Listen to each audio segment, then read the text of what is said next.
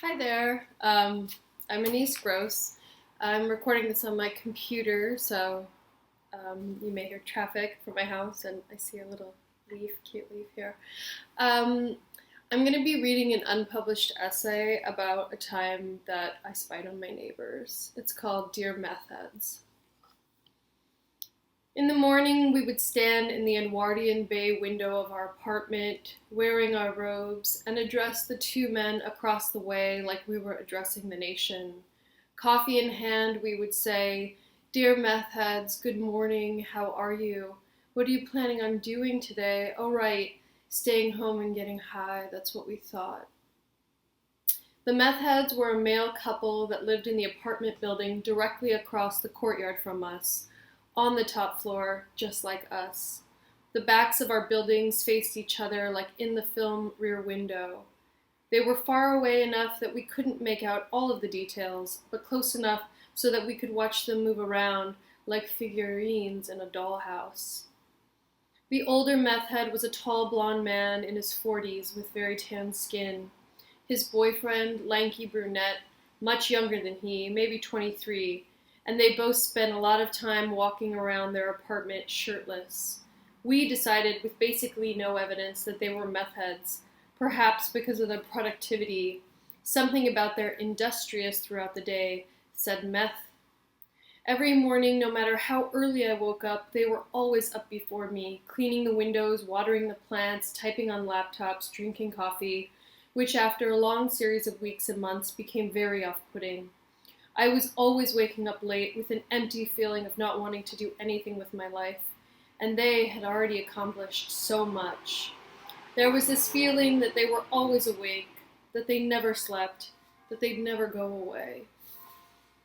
In the morning, we'd sit in our apartment drinking coffee.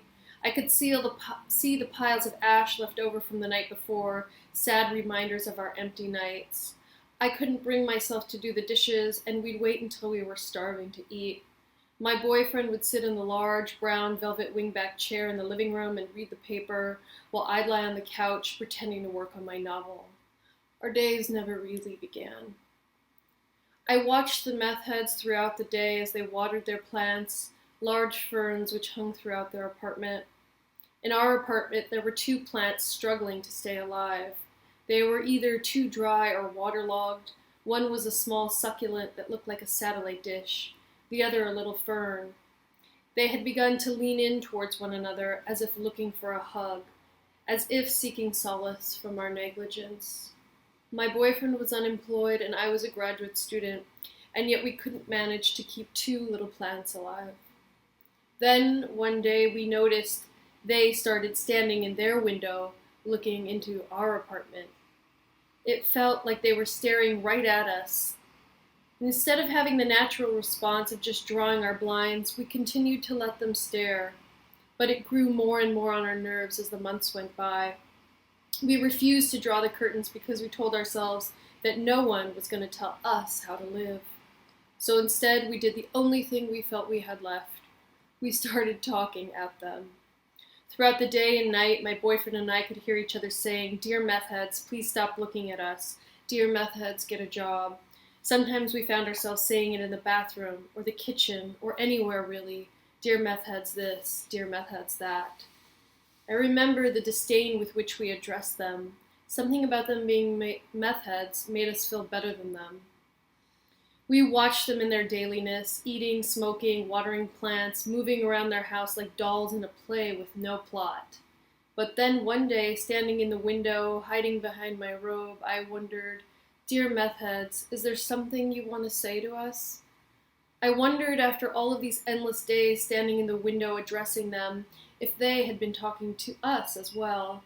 And if they were, what were they saying? Could they tell from that distance, watching our own 6-inch figures, that we were unhappy? Did they stand in their window addressing us as unhappy couple? Did they say, "Dear unhappy couple, we can see your empty lives"? Or did they address us separately? Did they say, "Dear man of unhappy couple, we know that you're unemployed and that you drink too much and snort cocaine off the coffee table when the girl is away"? Did they say, "Dear unhappy couple, we know all of the things that you do and don't do, and that your secret is safe with us"? Can you feel someone from a distance? Can you feel unhappiness from 50 feet away through glass, lit up by lamps? Without seeing our faces clearly, the subtle expressions we gave one another, without hearing our voices and knowing what we said, did they still know us? The more time passed, the more we felt like we couldn't do anything without them watching us. We began moving the chairs around in our apartment so that we would be out of their view. My boyfriend put his large wingback chair in the walk-in closet, and I started reading crouched on the ground by the space heater where I knew they couldn't see me. We determined at what hours the angle of the sun cast us in shadow, and it was during this time we moved freely as we liked. Oh, the hours in which we were fully hidden.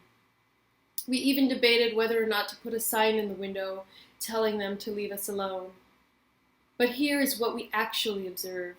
They ate regular meals. They always ate sitting down at the table, never standing up or at the stove, and they took their time with everything. They would often stop and hug each other. We never ever hugged anymore unless it was something we had to do to keep the other one alive. They lit candles at night. We turned out the lamps. They lived shirtless and pantless. We hid behind our robes. I'm sure they were having the time of their lives. We were so unhappy that we were unable to even look at each other on some days. Did they know this about us? I thought it was our dark secret, that our unhappiness was contained from the world like a controlled virus in a lab. But maybe they knew. When we stood in the window giving our morning address, when we said those words, "Dear meth heads," who did we think we were? Who did we think we were fooling? One August afternoon, in a moment of looking for happiness, we went up onto the roof to have a glass of wine. We'd never been on the roof before in the entire year of living there. We climbed up the little staircase to the very top, opened the door, and stepped out onto the rooftop. The view stretched out over the entire city of San Francisco, the two orange shoulder blades of the Golden Gate Bridge, the green swatch of the park fanning out to the ocean. Birds flew by, and the sun was either turning away from us, or we were turning away from it. The air was that perfect degree that makes you feel alive, and it was pitch quiet out. You could hear the trees on our street gently rustling, as if chittering secrets to one another, and the low sound of cars droning like the ocean. We were looking out at the city when we heard a window open behind us. We turned around and saw the blonde meth head waving at us. He was leaning out the window, shouting. I looked at my boyfriend, and we both froze. "Finally, you came out," the meth head yelled across the courtyard. "You just walked out of the door to heaven." We looked at each other, stupefied. "What is he talking about?" I whispered. "He's probably high," my boyfriend said. The meth head could tell that we had no idea what he meant. "Look, over there," he said, pointing at something next to us. So we turned to see what it is that he's talking about. What we see is a door against the sky, the door we walked out of onto the roof. It's a small illusion. The door frame has little triangular walls that slope into the building, so straight on it looks as though there's nothing to its sides. From the meth head's apartment, what they see is a simple door frame drawn against a blue sky like a doorway to heaven. So we see now what it is the meth heads have been looking at the entire time we thought they were looking at us. This whole time, they had been staring not at us, but past us, above us, at a magical door to heaven, waiting for it to open. And then, on that day, we of all people came out of it. The people who had been callously saying "Dear meth heads" every morning and night. We, the people who had spent a year hating them, hoping they'd go away, were now the magical people who came out of the door to heaven. Anyone could have walked out of that door, but on that day it was us. We turned back to face him. No longer hidden behind glass, he could clearly see our faces, and we could see his. His eyes were blue, and he was smiling at us. Thank you.